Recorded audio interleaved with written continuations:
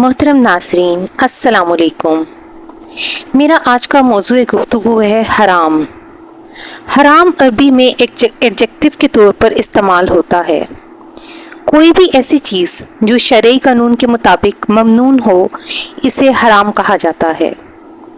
قرآن میں حرام کا لفظ کچھ اعمال جیسے زنا، قتل، والدین کی نافرمانی کرنا، کچھ معاشرتی اور معاشی پالیسیز مثلاً سود، ربا، کچھ کھانے اور پینے کی ممنوع اشیاء مثلاً نشہ آور چیزیں، غیر اللہ کا نام لے کر ذبح کیے کے جانور اور شراب وغیرہ کے لیے استعمال ہوا ہے۔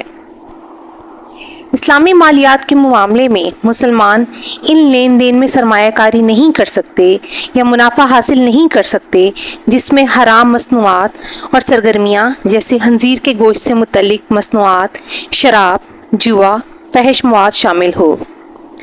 حرام کا مخالف یا الٹ لفظ حلال ہے۔ ہر وہ چیز جس کی اجازت اسلام دیتا ہے وہ حلال ہے، چاہے وہ کھانے پینے کی اشیاء ہوں یا معاشی اور معاشرتی طور اتوار۔ ناظرین، جب ہم دائرہ اسلام میں داخل ہو جائیں تو ہم پر فرض ہے کہ جو احکام اللہ نے قرآن میں بیان کیے یا جو اصول ہمارے پیارے آقا حضرت محمد صلی اللہ علیہ وآلہ وسلم نے ہمیں بتا دیے، ان پر سوال نہ کیا جائے، نہ ان پر کوئی اعتراض کیا جائے۔ اللہ کی ہر بات کو من و عن تسلیم کرنا اسلام کا بنیادی تقاضا ہے۔ کھانے پینے کی اشیاء میں ہر وہ چیز جس کو کھانے یا پینے سے انسان اپنے حواس کو قائم نہ رکھ سکے وہ حرام اور ممنوع ہے، چاہے وہ کتنی ہی مزیدار اور مرغوب ہی کیوں نہ ہو۔ اللہ تعالیٰ کا نام لیے بغیر کسی جانور کو ذبح کرنا یا مردار جانور کا گوشت کھانا بھی حرام ہے۔ جو باتیں آج سے صدیوں پہلے ہمارے نبی صلی اللہ علیہ وآلہ وسلم نے ہمیں بتا دیں، آج سائنس ان پر تحقیق کر کے ان کی سچائی پر مہر لگا رہی ہے۔ جانوروں میں سب سے زیادہ گندا جانور خنزیر ہے، کیونکہ وہ اپنا اور دوسرے جانوروں کا گند کھا جاتا ہے۔ اب اس کے گوشت یا چربی سے بنی ہوئی کوئی بھی خوراک انسانوں کے لیے بے شمار بیماریوں کا باعث بنتی ہے۔ سائنسی ریسرچ سے یہ بات ثابت ہو چکی ہے اور آج سے 1400 سال پہلے قرآن پاک میں ہمیں خنزیر کے حرام ہونے کا بتا دیا گیا تھا۔ اسی طرح شراب حرام قرار دے دی گئی۔ اب سائنسی اور میڈیکل پوائنٹ آف ویو سے پتہ چلتا ہے کہ شراب اور دیگر نشہ آور اشیاء کس طرح انسانی جسم کو نقصان پہنچاتی ہیں۔ مردار جانور کے گوشت کو کھانے سے اسلام نے منع فرمایا۔ آج تحقیق سے پتہ چلا کہ مردار جانور کے جسم میں مرتے ساتھ ہی ایسے جراثیم پیدا ہوتے ہیں جس کو کھانے سے انسانی صحت بری طرح متاثر ہوتی ہے۔ ناظرین، یہ تو ایک پہلو ہے حرام کا جس کا خیال بے شمار مسلمان رکھتے ہیں۔ مارکیٹ میں خاص طور پر غیر اسلامی ممالک میں ملنے والی کھانے پینے کی اشیاء پر حلال کا لیبل لگا ہوتا ہے اور انگریڈینٹس بھی مینشن ہوتے ہیں، اور مسلمان نہایت احتیاط سے کھانے پینے کی اشیاء منتخب کرتے ہیں کہ کہیں وہ حرام اشیاء تو نہ خرید لیں۔ لیکن کیا ہمارے ملک سمیت دوسرے اسلامی ممالک میں موجود مسلمان یہ سوچتے ہیں کہ جس مال یا پیسے سے وہ حلال اشیاء ڈھونڈ رہے ہیں یا خرید رہے ہیں وہ پیسہ حلال ہے بھی یا نہیں؟ ناظرین، معاشرے میں زندہ رہنے کے لیے اور اپنا وجود برقرار رکھنے کے لیے ہر انسان اپنی ضرورت خود پوری نہیں کر سکتا، اسی لیے انسان کو معاشرتی حیوان کہا جاتا ہے۔ معاشرے کے بغیر تنہا زندگی گزارنے کا تصور نہیں ہے۔ ہمیں اپنی ضروریات زندگی کے لیے دوسروں پر انحصار کرنا پڑتا ہے۔ قدیم زمانے میں چیزوں کا لین دین اناج اور دوسری خوردنی چیزوں کے ذریعے سے کیا جاتا تھا۔ آہستہ آہستہ ضروریات بدلتی گئیں تو لین دین کے اعتبار بھی تبدیل ہوتے گئے۔ پہلے سونا چاندی کے سکے آئے، پھر ان کی جگہ کرنسی نوٹوں نے لے لی، اور اب عنقریب دنیا ڈیجیٹل کرنسی میں کنورٹ ہونے جا رہی ہے۔ اب روپے پیسے کو کمانے کے لیے ہر انسان اپنی ہمت، طاقت اور قابلیت کے مطابق محنت کرتا ہے تاکہ ضروریات زندگی خرید سکے۔ اب بات آتی ہے ذرائع آمدن کی، تو اسلام نے اس کے بارے میں بھی کافی واضح احکامات بیان کر دیے ہیں۔ سبحان اللہ، زندگی کا کون سا ایسا پہلو ہے جس کے متعلق ہمیں قرآن و حدیث سے رہنمائی نہ ملے؟ بات پھر وہی ہے کہ حق واضح ہے، اس میں تبدیلی کی گنجائش تا قیامت نہیں ہے۔ اسلام میں سود، رشوت، چوری، ڈاکہ, کسی کا حق سلب کرنا, کسی ایسی سرگرمی میں مبتلا ہونا جو آپ کے ملکی قانون سے یا اسلامی قانون سے متصادم ہو, وہ سب حرام اور ناجائز ہے. اب حرام پیسے سے خریدے گئے کپڑے ہوں, خود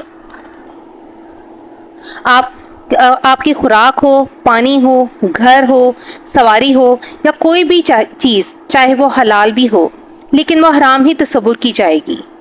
لوگ قربانی کے دنوں میں حرام پیسے لے کر حلال جانور کی تلاش میں نکلتے ہیں.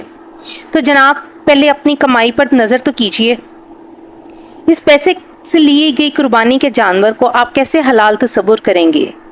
اس طرح حرام کمائی سے خریدے کے لباس سے, حرام کمائی سے بنائے گئے گھر میں یا وہی کپڑے پہن کر آپ جب مسجد میں نماز ادا کرتے ہیں تو آپ سمجھتے ہیں آپ کی نماز قبول ہو گئی.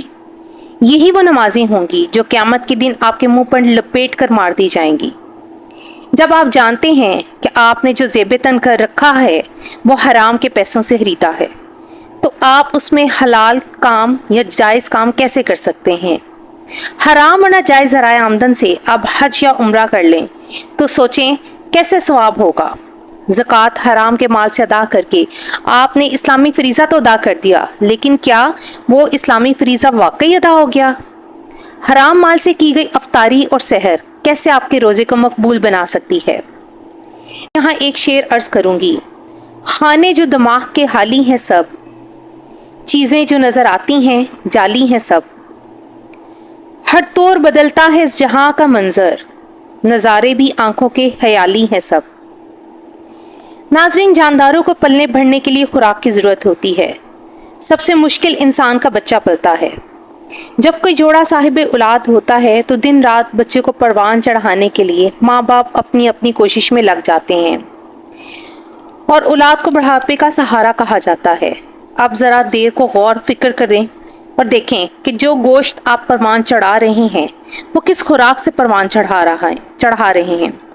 وہ لقمہ جو آپ کے اس بچے کے حلق میں ڈال رہے ہیں وہ لقمہ حلال بھی ہے یا نہیں؟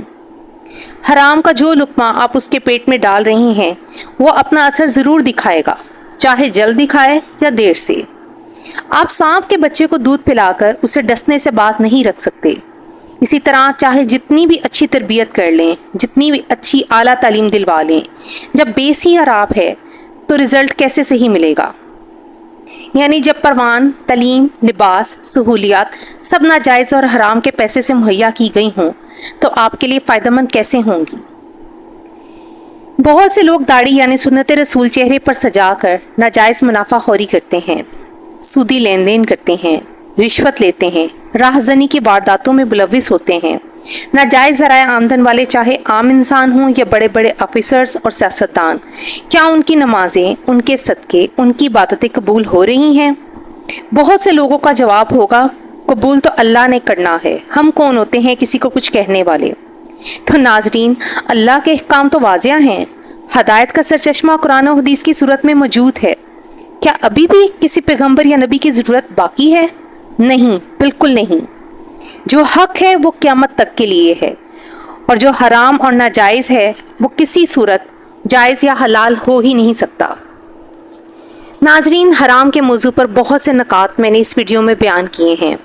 حرام کی وعید, اس سے توبہ, حرام کے نقصانات وغیرہ پر میں ویڈیو کے دوسرے پارٹ میں ذکر کروں گی. اگر آپ میں سے کسی کو میری بات ناگوار گزری ہو تو میں معذرت خواہ ہوں, لیکن حق کو حق کہنا ہر کسی پر فرض ہے. اگر آپ کو میری یہ ویڈیو اور میرا پیغام اچھا لگے تو میری ویڈیو کو لائک اور میرے چینل کو ضرور سبسکرائب کیجیے گا. اللہ حافظ.